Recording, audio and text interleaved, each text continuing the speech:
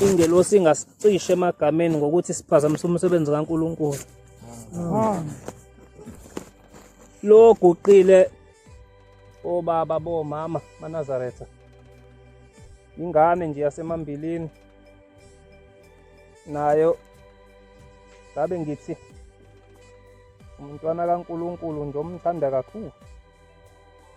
Ukuthi izenzo zomuntu aziyi ngokukhuluma kwakhe kodwa ziya ngokwenza. Ukusho komuntu noma uthando ngiqondeloko uma uthi uyamthanda uShembe akuyi ngokuthi ugqoka isikibha esibhala u100% unyasi. Kodwa fanele kuye ngezenzo. Bantwana benkosi ke ubaba uMshumayeli uthe ake ngikhulume ngoNkulunkulu. Akukho ke mina ngokwami engingakukhuluma kubantu, ngicela kukhulume uNkulunkulu akhulume nathi. Amen. Njengoba ngilapha uyena obazi ukuthi ngizoba lapha. Uyena futhi owazi ukuthi yini ezokwenzeka njengamanje. Ngiyacela uNkulunkulu ngesitabelelo. Ngithi 57 lawo mavesi azongipha wona uNkulunkulu nalawo mazwi azongipha wona. Ngikwazi ukuthi ngikhulume njengoba sekuthiwa ngikhulume. maNazaretha ke ngelinye ilanga endaweni eChesterville wake wafika uBhombela khona. Angiyithinte le ndaba ngoba isikhumbuzo. Mayefika lapha ya emzini wakaNduli uthi ke maNazaretha ukhona umfundisi okhona la ozayo weyinkonzo. Ngizomnikeza inkonzo. Kodwa khona igama elilodwa azolikhuluma nina nithathe lona okunye ningakunaki. Base belalela wayesefika ngempela umfundisi. Wayesesukuma ubaba mkhulu. Wakhuluma kumaNazaretha wayesaba inkonzo wathi soyiphathelwa ilo mfundisi. Wasukuma umfundisi wahuba ingoma yebandla lakhe ngoba lona iNazaretha. Kodwa utheme eqala ukukhuluma wathi bazalwane uShembe lona imbonayo ophambi kwenu mina ngimkhulu kunayo. Wathi uShembe lona imbonayo uthunywe yimina. Konke akwenza ukunikwe yimina amandla futhi mina ngimkhulu kunayo. Kodwa utheni baba mkhulu uthe nikulalele konke kodwa khona izwe elilodwa azolikhuluma. Khona umuntu okabe senkonzweni aphume nje nezwe elilodwa ebekwelise lokugxeka yena abelwe lokho nje ezwe lokho angalizwe elinye belakhe. Engathi ungakuthandazela maNazaretha uma ungena enkonzweni ukuthi ake uphume nezwe elilodwa eliphilisayo. Ngoba akekho umuntu ongama phambi kwakhe angakukhulumi nokukodwa. Ngisho methe uShembe uNkulunkulu unyaza uNkulunkulu. Liyaphilisa lelo.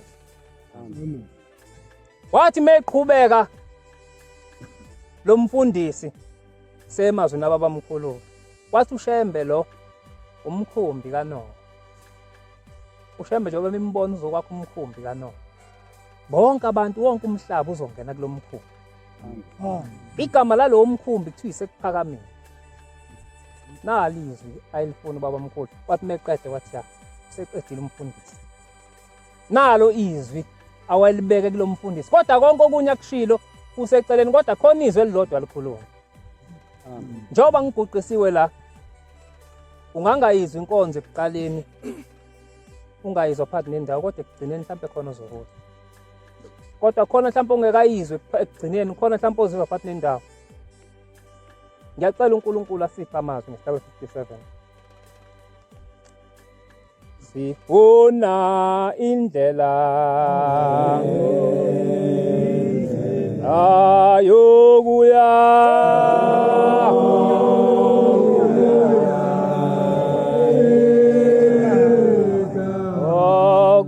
Jehova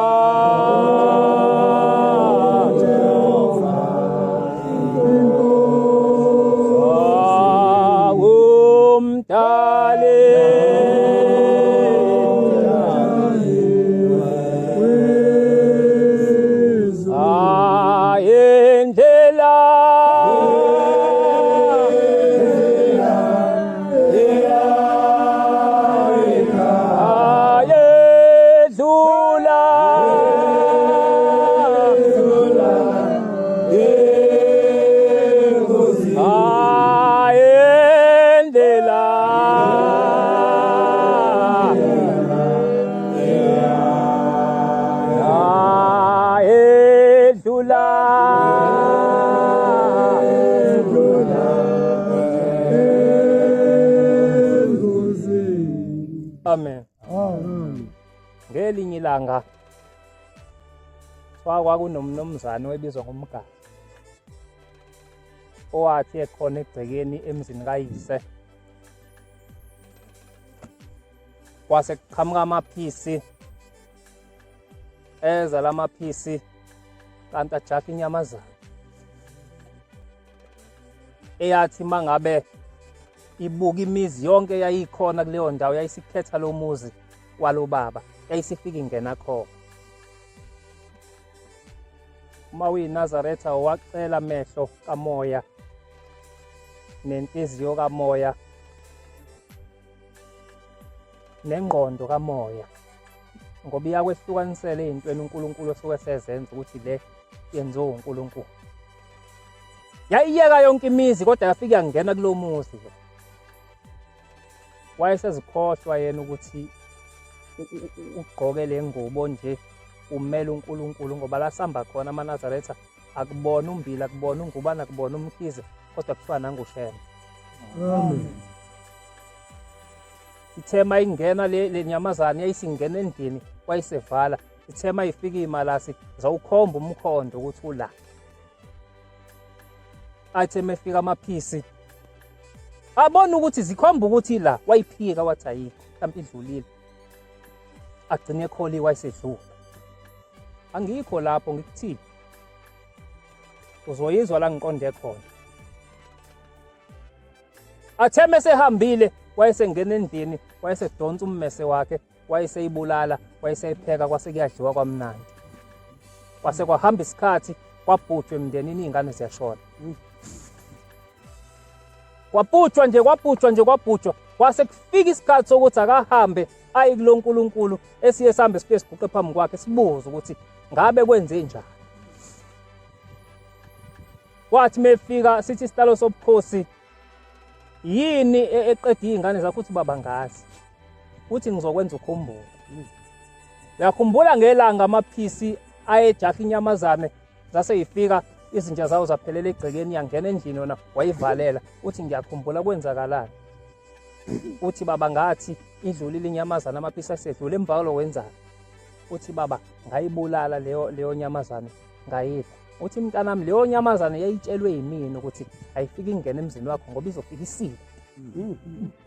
Ithi wena kwala noma sengikukhombisa ukuthi lo uyancelisa. Ithi uyakhumbula musu ubamba ibele uthi kwatsaza ubisi.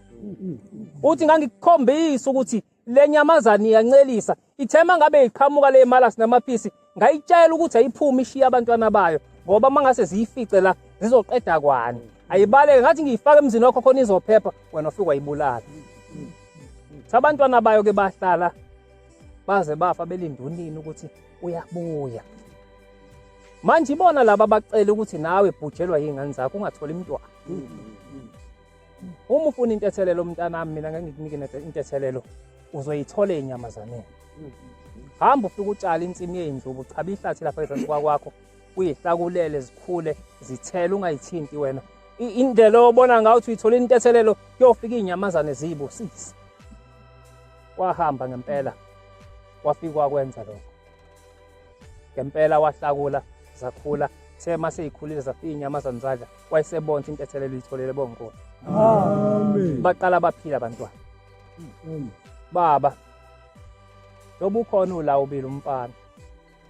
Uyayikhumbula inyoni owayibulala? Mhlambe wayishisa amaphupho. Uyayikhumbula yona inyamazana owayibulala? Mhlambe naye ayinabantwana baye bashiyile. Ayimangalile manje kuShembe. Ithi Shembe nangu umntwana wakho sekukhonza uNkulunkulu. Kodwa namhlanje akaze ayicela intethelelo ukuthi wabulala thina washisa abantwana bethu. Ikhona inyoni owayibulala yashiya amaphupho, afa elindunina, ahlala elindunina zafa. Mhlambe namhlanje uyiganisile ingane yakho, ayibathola abantwana emzini, usunikele wazi wancama kuShembe, akubuyi impendulo. Mhlambe iboshwe ileyo. Bekulungile umshumayeli mevula ithuba ke siyeni lapha nomnikele esicabangayo. Sithi Shembe sibili abantu emhlabeni sicabanga njengabantu basemhlabeni. Sakwenza okunje ezilwaneni zakho mhlambe nazo zayishiya abantwana ngoba nami mangivuka ngemsebenzini mangibonakala ngingabuyi izingane ziyacabanga ukuthi ubaba ushonile. Bekukuhle siye lapha embengeni. Ke sifike siyivume siyibike kuye umthetheleli wezona ukuthi baba zikhona inyoni esayibulala ngazi ingakhi. Ngelinye ilanga kwafika ukuthi angikhulume le ndaba njengoba kufika ukuthi angiyikhulume la. Ngisethempelini lasePhilani. Uthi umshumayeli wakhona, hey, ngizibona nginecala nami namhlanje. Kunenyoni eyayingisula mangicupha umgogo. Eyayivela ifika icosha intambi ebuyisele eceleni bese iyangena idlibo sisa. Uthi ngase ngicabanga ngompana uthi namhlanje yavuka emaminithini ukuthi nginesono. Uthi ngathi ngifika ngacabanga ngizonze njani uthi ngase ngithatha intambo le ngizokha ngayisikibe ngase ngiyipenda ngodaka yamnyama. Uthi ngase ngithatha emhlophe ngayibeka ngaphezulu.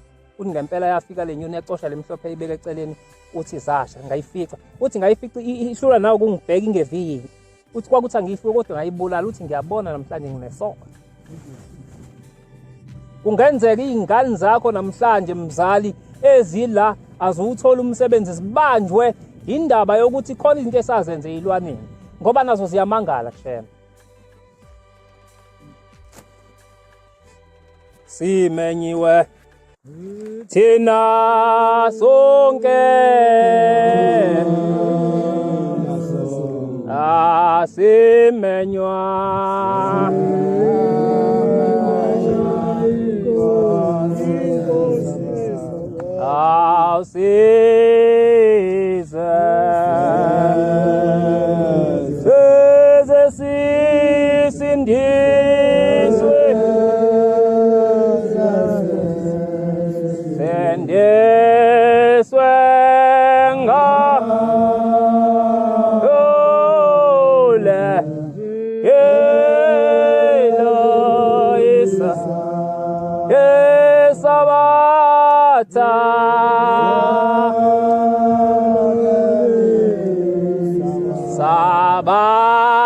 Sabatanga alule Eloisa. Jeremiah 2 verse 3 no 13. Omunye ngicela ngiphe Abahluli verse 16 16 verse 19. Yesizwe ukuthi uNkulunkulu yini afuna ukuyikhuluma kulezo ncwadi. Lelinye iBhayibheli nje.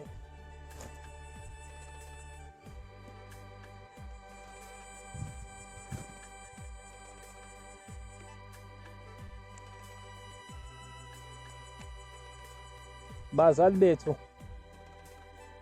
ngicela ukubona izandla zabantu abakhulisile izingane zabafana zabo izingane zabo zabafana la. Ukhona wathi uyayikhulisa ingane yakhe yomfana njengoba silapha ethempelini. Akekho. Anginixoxela indaba ezonisiza. Niyazi ukuthi umuntu ukuze akwazi ukuba mdala uyenziwa abe mdala. Ukuze amukele izinto zesigaba sekuso. Ake ngikhuluma indaba ezimbili njengakafundwa lencwadi. Mina esikoleni sethu beyiposwa ama-report ngoba izingane bese ziyibulala. Kwadlula unyaka. Kulo nyaka kwakufanele lifike ngayo i-report ngoDisemba la ngafika i-report lami. Lithema lingafika i-report kwangena kunyaka ozayo ngase ngibhekwe emabhukwini ukuthi ngiphasile yini. Kwase kutholakala ukuthi ngiphasile ngaqhubeka. Kwathi ngo-April umayelele kwase kufika umuntu wesimame ongazichazanga ukuthi ubani. Wayesethi ngima ngicela ukubuza ukuthi lo mfana lo usibanibani wase ngisho ngegama. Yindaba ningamkhulisa nimbone nje usekhulile. Uthi hayi mina bengingazi. Bathi lo mfana usethombile futhi ngabe ngiyamkhulisa manje. Animkhulisi ngani? Uma uthi ngaxolisa. Wayesethi lo muntu uyazi njengoba i-report lakhe lingafikanga silibambe ngamabomu ngoba nina nibudedengu aniyikhulisa nisitshela ingane ingane isikhulile. Lo kufanele nimenzele umsebenzi wakho omkhulu ngoba usekhulile manje useyindoda kodwa manje animkhulisanga. Kuthe bengakangenzeli lento sipracticela komunye umuzi wakaKhawula. Uthi umfana wakhona sibiza ukhulu wakhe uthi bantu bami ngicela nifike ngelanga elithile la nizogonqisa usibuwo. Usibuwo uzobekhuliswa. Sekufakazwa lento eyikhulunywa ekhaya. Kufike isalukwazi sugogo kuye sathi wemfana khona into engiyiphethe engifuna ukukunika yona kodwa manje ngeke ngikunike ngoba usanuka ubisi. Khona izinto ekufanele uyiphathe ngoba usumdala mntanami ngeke sikunikeze lezi zinto ngoba usanuka ubisi. Wayesevuka etshela isalukwazi esiphilayo kwazi ukuthi sihlakaniphile. Sathi usibuwo samkhulisa usibuwo akuphelanga sonto athola umsebenzi eTransnet. Akaswele lutho namhlanje. Azikho yini izinto bazali bethu ezibambekile ngokuthi khona izinto ezingazange yigcine kufanele ngabe yigciniwe. Namhlanje umfana uyaganwa kuchitheke kanti kuganwa ingane akuganwa indoda. Indoda ayikazi ibe nonkosikazi. Achithekela umuntu ukuze kucace ukuthi uzuyaphuma la esontweni uyohlola. Bafika bashaya into engekho kanti ingoba isipho somshado noma sokuthi abe nomakoti kufanele silethwe kumuntu osemdala. Inkingo usanuka ubisi umfana akakhulisiwe. Ngiyacela bazali ke sibuyele emuva. Ke siyifune kahle indlela. Ngoba ithi le ncwadi lesihlabelo sifuna indlela eyekhaya ezulwini. Ngoba baningi abantu abangalungelwa izinto hayi ngoba singabalungeli. Inkinga khona izinto abangagcinelwanga zona engeve icashile zazi ikhona mhlawumbe abayidlulisanga kunina nikhona manje ukuze nizazi. Kodwa namhlanje uNkulunkulu ngenhlanhla uyayiveza ukuthi ayikwazi ingane iyingane ingazange ikhuliswe iswe ezingeni lokuba indoda sekufanele yenze izinto zobudoda. Nekhaya lizobhidlika vele ngoba anginazi izandla zokuphatha ikhaya, ikhaya liphathwa ingane. Cela ungifundele mosuyitholile. Ngoba lento zigcinelwa intombazane kuphela intombi kodwa ngala azigcina ngoba Jeremiah 2 verse 16. ngicela ufunde uqale ku 3:2-3.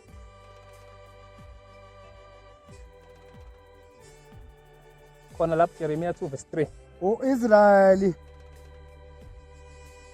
uyingcwele kuJehova. MaNazaretha lesizwe simnyama siyingcwele kuNkulunkulu. Njengoba nikhona nje niyingcwele kuNkulunkulu. Kwazini lokho futhi niyiqhenye ngakho. Ulibo lwezithelo zakhe. Bonke abamdlayo bayona.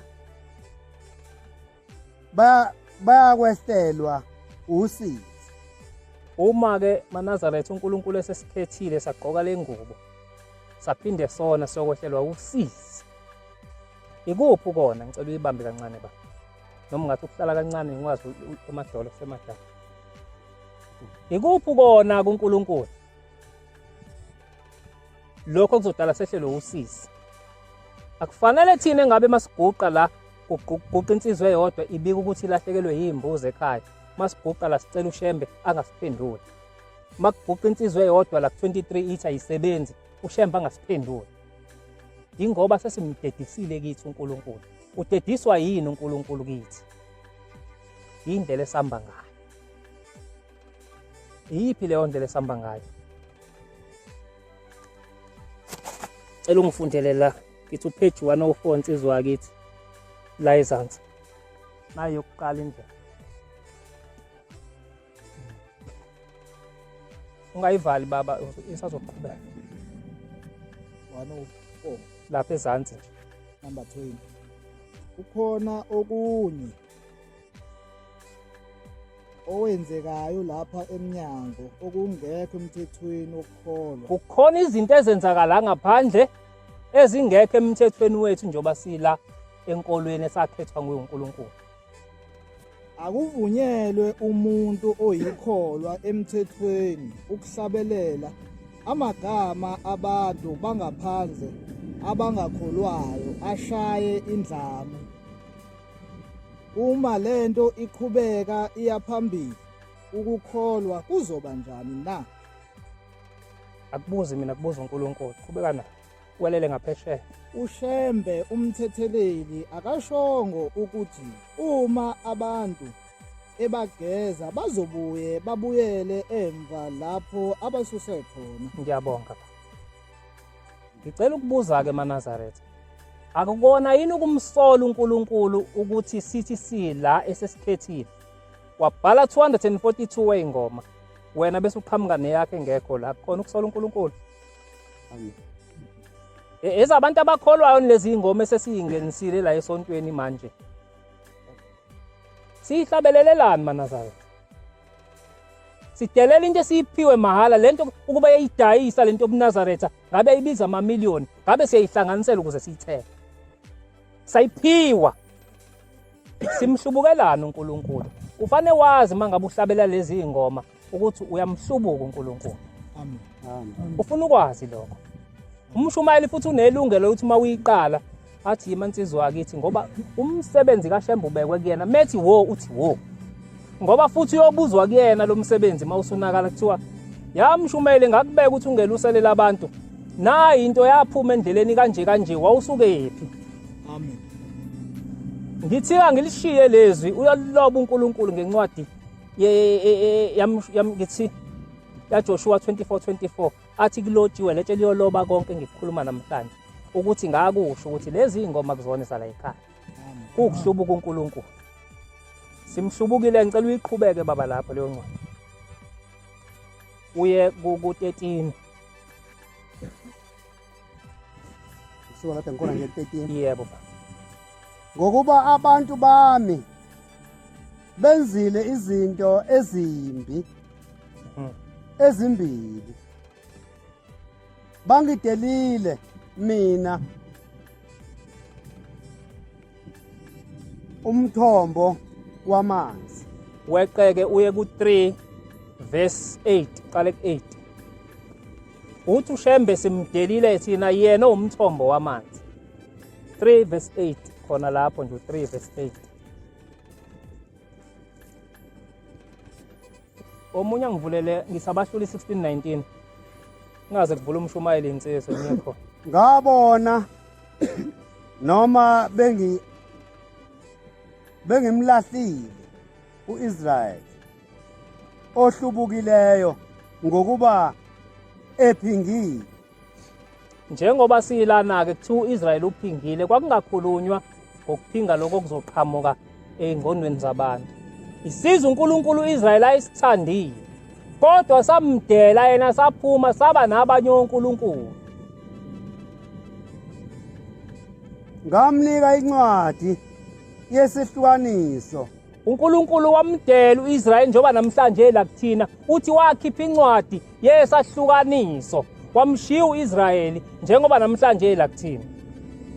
Ngoba uIsrael wona wenza izinto uNkulunkulu ayengayithandi, uNkulunkulu wayesebadela. Thina-ke asikuvimbe lokho ukuthi uNkulunkulu azafaka idivorce phakathi kwethu. Ngoba njengoba nilapha bangcwele, ningabantu abaganile, sonke njengoba sila sigana umyeni munye uShembe. Amen. Obona ngisho ubaba la ekhaya uhlala nabe ngoba isemzini la. Ukuhlala unabe kuyakhuluma kukodwa ukuthi la ekhaya usemzini. Sonke sigana umyeni munye uShembe. Asingavumi-ke agcine efaka isehlukanisa njengoba ifaka idivorce lapha kwaIsrael. Kusho iBhayibheli akusho mina. Ungaqhubeka baba. Ngamnika incwadi yesahlukaniso. Kasabanga uJuda udade wabo ongamthembekiyo. Lezizwe uJuda noIsrael zayikhethwa uNkulunkulu, bobabili abazange bathembeka kuNkulunkulu. Ake sizame ukuthembeka thina kuNkulunkulu. Kodwa waya waphinga naye. Kwathi ngokuzwakala kokuphinga kwakhe walona izwe, waphinga namatshe nemithi ngakho konke lokhu uJuda udadewabo ongathembekiyo ngezwa ukuphinga kwabo bagcina sebethanda imithi, bethanda zonke izinto uNkulunkulu ayebakhethile bahlukanisa nabo. Njengoba nathi sesigaya kangaka utshwala emakhaya, sesiphingile kwathina. uNkulunkulu uzoyifaka i-divorce. Uyazi umthetho wala ekhaya kuthiwa uma uzogaya ijiki unomcimbi ungayifaki incwadi ethempelini, ngoba uShembe akufanele umbize kanti wena ugaya utshwala, ngoba uthi yena ufika athi esangweni akhangwe iphunga lotshwala ebese phinde emuva. Uhlukana kanjani notshwala uma usuphethe uNkulunkulu? Ukugeza abantu bakini, uNkulunkulu umcela akugezela abantu bakini. Ukhipha umnikelo ucela uNkulunkulu akuyesela abantu bakini ababe lidakamizwa. Uma usuyiyeki ubayekisile idakamizwa, ubhabhathiwe nawe ngithi. Uma usuwenza umcimbi uthatha idrink uyibeke emsamo, uthi nabu utshwala esenginipha bona ngicela niphuze la, bazophuza ngeke bakukhulumise. Ungathi ngixoxe inganekwane enye insizwa yaya kuNkulunkulu iyobika baba ngizokuba nomcimbi. Ethi mayifika uthi ubaba kungabugaya utshwala yeso. Uthi baba. Uthi ke mayisenza umcimbi kwavele kwafika ikhehle ebusuku njengoba lizofika kuwena lithi lamazwe bengiwakhuluma wekho. Angazi uzolisikena ngami uqinisekise ukuthi ikhetha lakini. Ngoba noSathane uyawumbatha umzimba womuntu wakini ezokukhohlisa afuna ukukhipha kuNkulunkulu. Uphinde enkosini waba nentala. Uthi baba ufika ikhehla lalunguza ngomfanto wesicapha lathi hawu kulo mcimbi ola ekhaya abukho utshwala awungeke ngingene mina la. Wayingenisa abantu abadala. Uthi uNkulunkulu hamba ufike uthenga ukhambo olusha mntanami. Angithi ubhabhathiwe uthi baba hamba ufike uthenga ukhambo olusha bese uthatha idrink iFanta orange uyithele ngathi uyayeya kanje khona izokwakha amagwebu bese ukhuluma nabantu bakini uthi nina bosibanibani kanje ushisa impepho nabo utshwala benu wozani nizophuza. Hawu ngempela wenza njengoba eshila uNkulunkulu uthe mayiselele bafika bathi hawu siyabonga baze bamnandi utshwala. Isibindi mawulandela uShembe siyafuneka. Ngoba uma sihamba emhlabeni sigaye lo tshwala sofika okhokho bethi bengaphandle ngoba sibakhiphe ezulwini wathi uShembe naye ingane nigaye lithi wozani nizophuza. Phumani ke ngoba utshwala buphuzelwa la buphuzelwa ngaphandle. Ngeke babuye phela sebedakiwe. Bazohlala lapho balinde wena obagayelile wathi abaphuzi. Uma usufika wena kuthiwa mfana sakugqokisa le ngubo thina ngoba sithi yosifaka ezulwini. Wafike wasikhipha wena. Ngeke udluleke la ngoba nathi ungaphuza ngihlala la. Uyokhuluma nini? Ngoba kusemseni kaShembe ukuthi uphiwe ukuthi wokhuluma ubuzo oxoxe emndenini uyokhuluma nini? Ngoba bazokubopha iminyaka abathanda ukubopha yena. Ezweni laseMsinga sidibana nensizwa kaNkala. Ithi sengibe yiNazaretha for more than 25 years. Ngazi ukuthi ngiyikholwa kanti angilona. Ithi kufika ukhokho wami ngilele. Sasikhuluma indaba yayo lento yotshwala empuleni. Ukuthi maNazaretha sizameni ukuphuma endabeni kaTshwala. Akathi umuntu uma yiNazaretha ayibophezele mefuyile ukuthi uzoginqa inkomo abiza amaNazaretha nomakhelwane athi namhlanje ngizokwenza inkonzo kaMahlukanandlela ngizohlukanisa ukuthi namhlanje sengiganile ngiganisa okwelingenasicelo uShembe uNyasa. Utshele bonke abangani bakho ukuthi namhlanje indaba esihlanganela kuzona nokudle besikudla namhlanje khona ngeke ngisakuthinta mina khona ngeke ngisanipha kona ngoba umthetho kaShembe usavuma. Ibizwa ngenkonzo kaMahlukanandlela. Indlela yakho iyahluka mawusugqoke lengubo. Ayikho into yokulandela mangabe usuwenze leyo nkonzo kaMahlukanandlela eyofunwa abantu bakini abalethuni lomhlaba ephambene nomthetho kaShembe. Usho njalo uShembe. Uthi mina ngiyokwakha ugange mawusuwenze leyo nkonzo kaMahlukanandlela okuthi ngisho ngabe umzali wakho okubuyele ngale wathi akayifuni imithetho kaShembe uthi ngiyomsitha ngeke aze kubona. Uthi uShembe ngiyokupha umzali wakho wasemoyeni mina oyoba umzali wakho wasemoyeni oyoba ingelosi. Oyothi ongeka kufuni izinto ezingafunwa la. Injalo le. Uthi uNkala ngithe ngilele kwafika ikhehla. Lathi uyangazi mina ukuthi ngathi umkhulu wathi ngisiwe umkhulu wakho mina ngokhokho wakho. lathi mntanami ngahlupheka kabi mina ngifuna kube khona wena emhlabeni njengoba nawe kwahlushekwa kakhulu ukuthi ube khona uzugqoke le ngubo. Uthi ngahlupheka kakhulu ukuthi kuzalwe wena. Uthi ngacela futhi uShembe ukuthi atshala uthando lobuNazaretha enhlizweni yakho ngoba ngangazi ukuthi ekuboshweni kwethu siyokhululwa wena. Njengoba nawe la mNazaretha wena ozokhululwa okhokho bakho wabacindezela pho manje.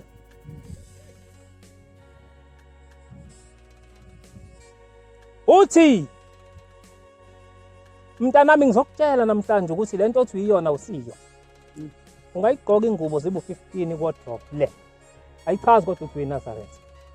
Inkambo yakho nezenzo zakho izona ezichaza ukuthi uyiNazaretha. Uthi mntanami uyabona njalo wena mawungena kuleyandlo ushisa kuyona impepho sesiyaphuma sibaleke. Uthi ngabuza yini khokho nibaleke bathi wena mfana usuke uzosingcolisa. Ngoba ngisuke ngaliphethe nje udaka ngezandla uthi cha.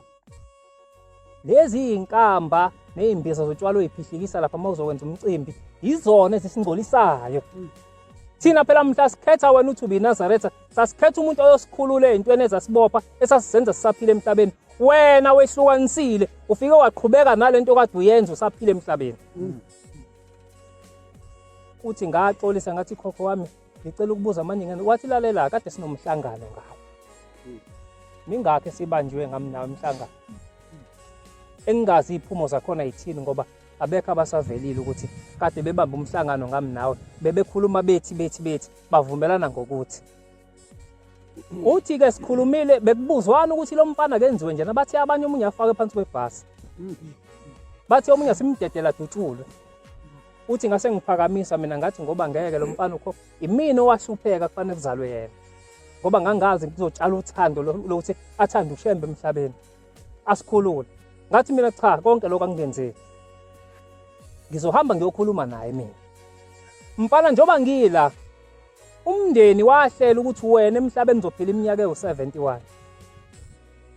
Kodwa manje mfana ngeke usayiphila ewu75.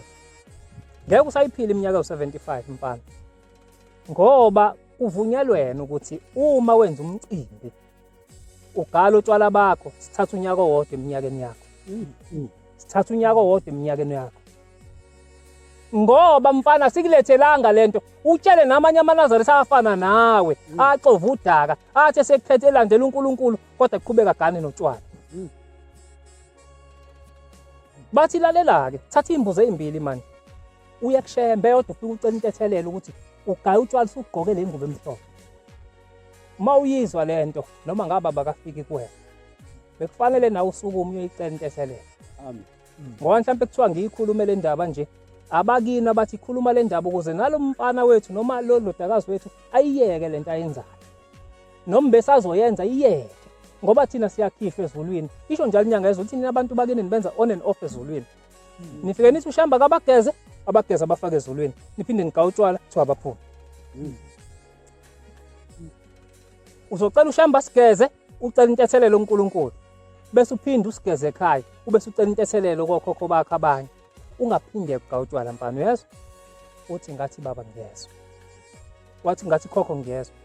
Uthi ngagcina ngalelo langa. Uthi kodwa ngiphenduka la ngeminyaka ama-90s ngalulekwa mina ukuthi hayi ungabugaya mfana ukuze kufike bona basho. Uthi uyabona kumphumela ke ukuthi ngilalele le yanto mina ngicishe ngafakwa phansi kwebhasi. Mhlambe nathi bese sisondela. Ngomsa kaNkulunkulu wasivikela. Ngicela uqhubeke ku15 lapho nje ungithi 15 baba. Ungipho 15. Ngithethe indawo. Yelo 3. Yebo baba. Omunye ngicela ngipho Genesis 22:7. Nginike abalusi. Uthi kuNkulunkulu usinikeza abelusi obana belusi bethu nangu phambi kwethu umshumayeli. Uyena osalusile. Ayakunalusa ngokwazi nangokuqonda. Kuza kuthi nxa nanda niqhume ezweni. Ngalezo nsuku usho uJehova akusayi kushiwo ukuthi umphongolo wesivumelwano sika Jehova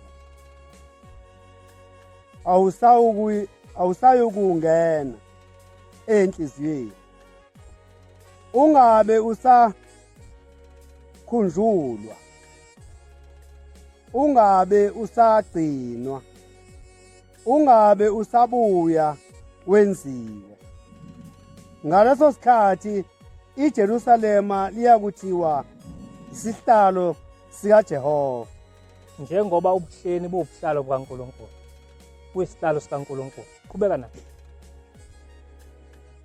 izizwe zonke ziyakubuthana kulo iJerusalema. Njengoba namhlanje nibone ebuhleni kubuthana bonke abantu beze kuNkulunkulu, abasifice silungile ukuze singabafundisi into yangaphandle abayishiye ngaphandle, asibafundise okuhle kwala ekhaya Ngegama likaJehova ngegama lonyazi. zingabe zisahamba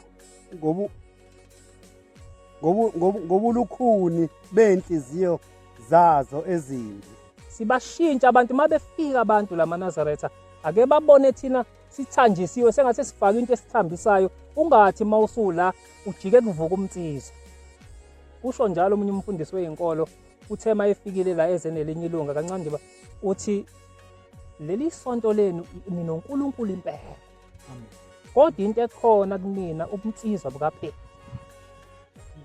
Uyayibona loo nto? Le nto eshiwe lencwadi ayiphele kuthina, asithambe thina silungele ukuba bakho uNkulunkulu. Ngalezi insuku abendlu kaJuda nabendlu kaIsrayeli bayakuhamba ndawonye. Ngicela ungihlehlele ngithi ku14 la ithi ngikhetha abe munye.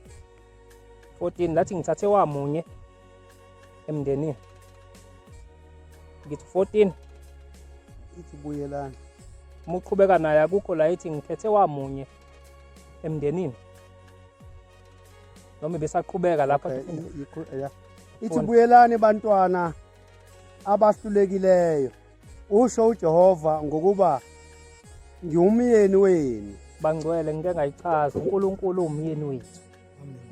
Uma kumakotonile emndenini agane okwenziwa kanjani bo baba?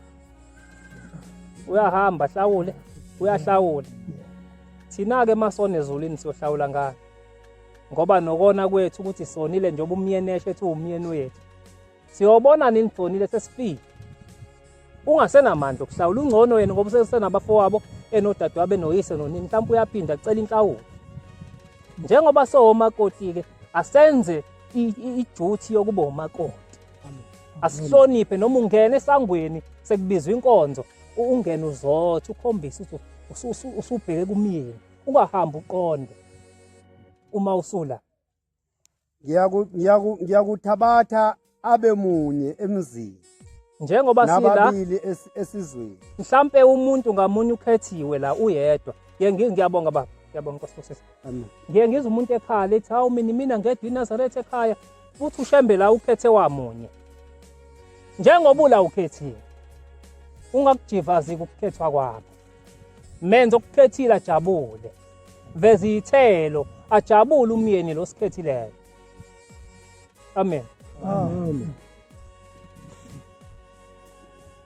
uShembe usebenza emfihlakalweni eNewcastle la ufika ensizweni yakaMasondo engakholwa.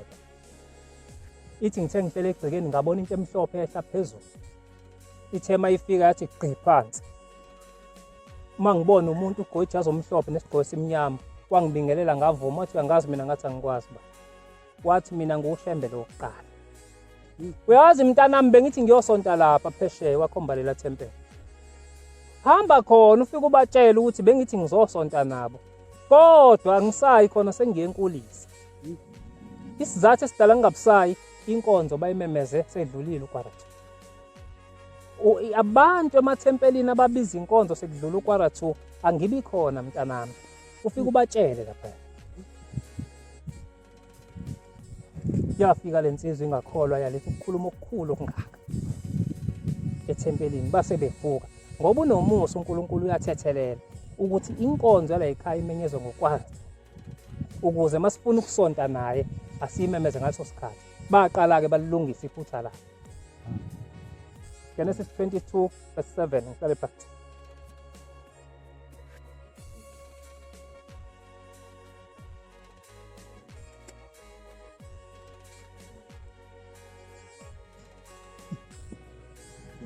22:7.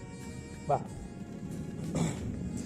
Isaka wakhuluma ku-Abraham uyise wathi, "Baba," wathi, "ngilapha ndodana yami." Wathi, "Nangu umlilo nezikhuni. Pho liphi iwundu lomnikelo wokudla na?" Wathi u-Abrahama, "Ndodana yami, uThixo uyakuzibonela iwundu lokudla." Bahamba bobabili kanye bafika endaweni abamtshele yona uThixo u-Abraham walala khona iladi. Walakha Walakha khona khona iladi. Walungisa izinkuni, bambopha u-Isaka indodana yakhe, bambeka phezu kweladi kwezinkuni. U-Abraham wayeseyilula isandla sakhe, wathabatha ummese ukuba ahlabe indodana yakhe. Sathi isithunywa sikaJehova samemeza ezulwini sathi, "Abraham, Abraham." Wathi, "Ngilapha." Sathi, "Ungabeka isandla sakho kumfana, ungenzi lutho." Ungabeki isandla sakho kumfana ungabusamenza lutho. Ungabeki isandla sakho kumfana, ungabusamenza lutho. Ungabusamenza lutho kuye, ngokuba manje ngiyakwazi uyamsaba uThixo. Siyalisaba unyazi. Amen. Hayi wamncane amen. Siyalisaba unyazi. Amen. Uma sisaba unyazi namhlanje akekho yophinda ga utshwala. Ungahlali phansi bese uqedela. Uma sisaba unyazi ono Facebook namhlanje uzowudelete. Uma sisaba unyazi ono WhatsApp namhlanje uzowudelete. Umunyazi luNkulunkulu namhlanje sizoyeka ukuchatha uma luNkulunkulu. Kodwa mali indoda nje efaka ibhlukwe eba uNkulunkulu ngoba isivele kuwe. Soqhubeka sichathe. Kodwa maye uNkulunkulu lo mazi ukuthi uzokukhomba ngomuntu ndizi uyohlala lapha la usebenzela khona. Namhlanje WhatsApp uyawudelete. Kancane nje baba. Athi amakhehla amadala sikhula sizingane lapha eMlazi eNtsabalele eThempele. Athi wathi uBhombela ingubo yokunqoba la asinike yona le. Wathi kodwa uma singakanqobi indoda esesihlahleni sesikhoma sikanqobi lutho. Wathi bantu abami khona isikhathi la uthi mawusulela ubheke phezulu ungasekwazi ukuzenzela lutho. Uthi ngisho isitha sakho obusinyanya ningazwani naso obuthi mawuhlangana naso ushintsha indlela sifike siba khona emgcwabeni wakho. Usungasenamandla ukusihebeza uthi asihamba. Uthi benza yonke into ngisho angathatha ifoshola iphonsi inhlabathi ngasho ebusweni kuwena usungasesho ungasakwazi ukumkhuza. Uyazi nizwani nalomuntu. Uthi bayishayina ingumbi yenhlabathi bengaka bese bekushiya. Usuke usudinga mina Shembe lo esingamhlonini. So sesidinga yena lo Shembe lo izwi lakhe singalithathi notice. Abanye bathi sisebenza ngawo WhatsApp. uShembe mesethe into akayifuna. Ungaze wena uyisekela uthi cha mina ngisebenza ngawo kwasho kanje. Ngiyasisabi isihoge siyakusona ngenkani. Uthi uShembe usuke usudinga mina ingumbi singaka. Uthi lapho ngibe sengithumela umqondisi. Thuma qondisi wa akhanyi indlela yakho zonke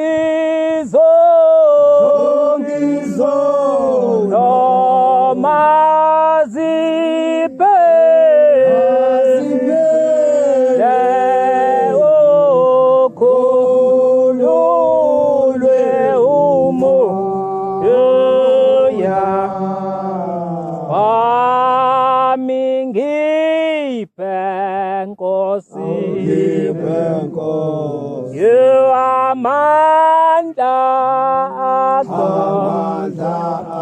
akho ngizodlula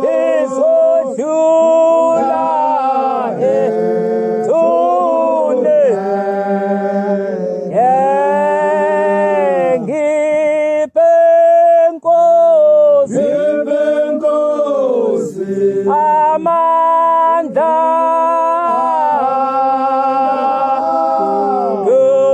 ngizodlula ethini suke sesidinga yena uShembe ukuthi athuma umqondisi asipha amandla okunqoba ithuna uthi ngiyamthuma mntanami akuthatha kuvuza usumbethe umzimba womoya bese niqala uhamba uthi nidavuza nize nihambe emathafeni akwalambathayo anamagama lamathafa ngifuna ukuzwa ukuthi mangabe uShembe singamlaleli ngalendlela esenza ngayo sithina sisebenza ngawo Facebook no WhatsApp uyowomqondisi uyofika yini noma uyovela athi baba lo kade ngakuhloniphi ubuNkulunkulu baba ngomlomo hayi ngezenzo uthi niyahamba kulamathafa akalambathwayo bese nishona phansi nithi manifika esikhisini nifice nali ichibe elikhulu igama lakuthiwe lasePharathoni uthi lelo chibi liyasinda mntanami hlula unkosikazi epheke inkomo uthi lengelo sifike ikufake khona ikushiya insuku eziwu7 bese ibuye izokulanda mali kwehluleli lichibi awukwazi ukuphuma futhi lengelo sikuyenzeka ingabuyi abanjani ababuyelayo abanjani abathandi bezolwini noma abazamayo ukuthi uNkulunkulu bamlandele yini isihlulo into siyibona ukuthi uNkulunkulu sethe akayifuni manaza ngicela siphenduke asikadluli isikhathi asikashaya isikhathi sokuthi asiphenduke ngoba mhlambe ngikhuluma lokukhuluma nje izinsuku zisele 3 ukuthi sihambe emhlabeni mhlambe kusela isonto mhlambe kusela inyanga mhlambe uthando lakho uNkulunkulu ukuthi akukhulunywe lokukhuluma ukuze uthi ungene ethuneni usuyehlulile lento ekuyiyona yokucindezela ngale kwelizayo uthi ingelosi yakukhipha imangabe unenhlanhla ibuye ikuthathe abanye bathi bephuma isekho uzoyihamba kanjani indlela ongayazi uthi mayikuthatha bese niyahamba bese nifika uthi nifica esihlahleni sesikhoma esimbi uthi sihlala indoda eminyama enamahlezi insungulo uthi le ndoda mayikubuka mntanami yesabela uthi kukhomba ngalamehlo bese undiza ubheke la isho khona ithi mawunqobe leyo ndoda usuqedile qedela baba ngihlale phansi so inqoba yini sifika siphethe uFacebook no WhatsApp ngifika ngiphethe o14 no23 abashodayo o25 abangaphelele nomnikelo wakho uyashoda ngiyayinqoba leya ndoda qedela lapho ke sathi isithunywa sikaJehova samemeza sisezulwini sathi Abrahama wathi ngilapha sathi ungabeki isandla sakho kumfana ungenzi lutho kuye ngokuba manje ngiyakwazi uyamsaba uThixo lokhu ungangenqabelanga nendodana yakho Abrahama phakathi amehlo wabona beka inqama ngasemva kwakhe ibanjiwe isesihlahleni ngezimpondo zayo Abrahama waya athabatha inqama wayinikela ibe umnikelo wokudla esikhundleni sendodana yakhe Nkosi bosese ngapha lo uNkulunkulu okhuluma kule ncwadi yilo semlandelayo bo baba bazali bethu uthi umthetho wala ekhaya anginifunza umthetho nabazali kodwa ngiyakhumbuza ngoba lento ibulala thina ibulala labafowethu abangemuva ibulala labodadewethu abalapha ngaphesheya ingane yokuqala yakho kuthiwa wathi uShembe makushabadala akusiye yakho ekaJehova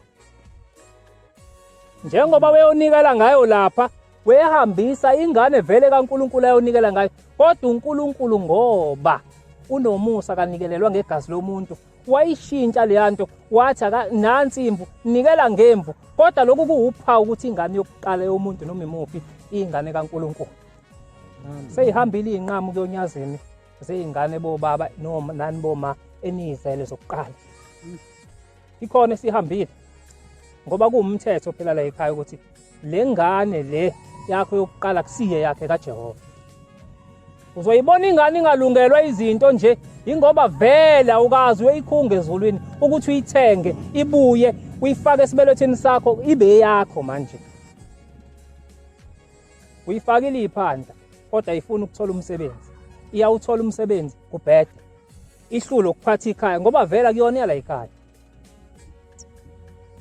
ngokwasemoyeni ngokwegazi la ekhaya kodwa ngokwasemoyeni akusiya la ekhaya inomnini wayo uyise ubaba esimlandelayo owami isinqamo ukuthi uyayidinga inqamo ize kuye ngengane yokuqala asingaboshwa ke bazali siboshwe into enjalo ngiyacela nisukumele lezi zinto uma ngabe usuna angazi uNkulunkulu ayihlabele uyibone sihambe emhlabeni ngoba vele uyabona awunakile nami ekhaya ngizwile benyakaza ukuthi sebeyakhumbula mina nginakho ukubakhumbuza ukuthi hayibo lento into zami ihamba zambe zithi nje ma nawe baba nenze njani manje ngoba phela umuntu kufanele ahambe ayothengwa lapha ezulwini ngenqama mina izinto zami ziyaphika nje ziyaqhamuka ukuthi ziqhame buye shabalala ingoba vele mina la ekhaya ngikhona nje angiphelele kahle ukuze umlenze wami ubuyuze la hambani nikhiphe into isipho sika baba sifunayo ngami ngizwe ngonyaka odluleke bethe bayanyakaza ukuthi hayi bayabona nabo ukuthi banecala ngoba kade bayazi ukuthi abazali bethu babuye bakhohlwe mabebona into kusahamba kahle abanaki ngiyacela kumzali la akayisukumele ingane yakhe yokuqala ahambise lento uNkulunkulu ngoba ngazi ukuthi ingempela iyo wakho umuzi uchitheka ibaleke esontweni njengoba hlezi bebika bethi ziyahlupha ziyabaleka ayihluhiswe nileyo nto bese ngicela u14 no23 wethu uManazareth ukuze indlela yethu ingabe emnyama asibaphelelise ngoba lapha ensabalele kwasukuma umama ngelinye ilanga sizingane wathi Manazareth ebusuku ngithe ngilele ngibuya ku14 kwafika inkosi inyanga yezwi lathi mntanami uyile ku14 ngathi baba ngidile yathi wagida wenza konke uthi baba ngigidile nganikela ngenza konke bekumnandi wathi baba bekumnandi ithi inkosi ke uhambile niwaya kumkhokheli wamtshela ukuthi le nyanga ezisithupha kade ungekho bewukile uthi baba ngiyanga ithi mntanami ke wena unenhlanhla njengoba naManazareth la ekhaya nenhlanhla nje uyazi ukuthi ingilosi mayisiqoqa iminikelo uma ithatha iminikelo kukhona umuntu okade engekho noma ngabe inyanga yodwa esefungweni uma engazange ambikelele umphathi wakhe ukuthi kade ekephi uthatho wakhe utshinga uma ukade ungabiki namhlanje usuzobika ukuze umnikelo wakhe ungatshingwa lo watshingwayo kuzowulanda ngani ngoba phela ikhona yatshingwa ngoba wawungekho esefungweni wangamtshela umshumayeli wawungekho esefungweni wangamtshela umkhokheli wawungekho esefungweni wangamtshela u20 umphathi ka25 watshingwa kumnikelo wakhe uzowulanda ngani kodwa namhlanje silungisa iphutha eselenzekile ngelisaphindeka vuka kuye kumkhokheli kwathiwa akavuka kumkhokheli afika amtshela ukuze ingilosi mayiqoqa iminikelo ingawutshingwa wavuka kumkhokheli ngempela wafika wamtshela ukuthi umkhokheli sekufika inkosi kanje yathi ngiyaxolisa kwathiwa futhi mawufika ku14 beka isikhwama bese uyoguqa kumkhokheli umbingelele kumthetho nathi ke ngathi singayiqaphela into ngoba ingabhekile kuyena kuphela nathi mawu23 wethu kade ungekho bika uphinde uye kumshumayeli umtshela ukuthi kade ukile ngoba mathi uqoqa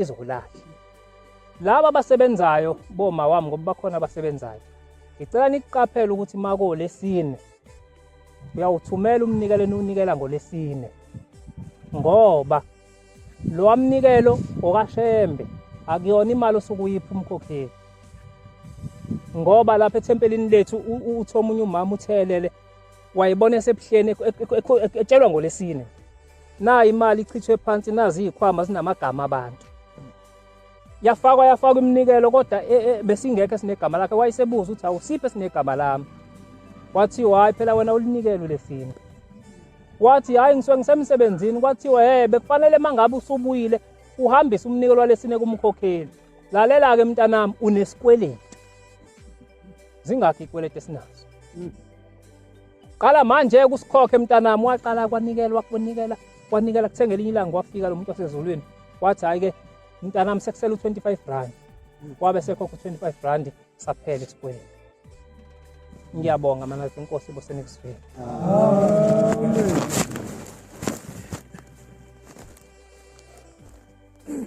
Siyabonga abantu abakuNkulunkulu ngemnandi ukuthi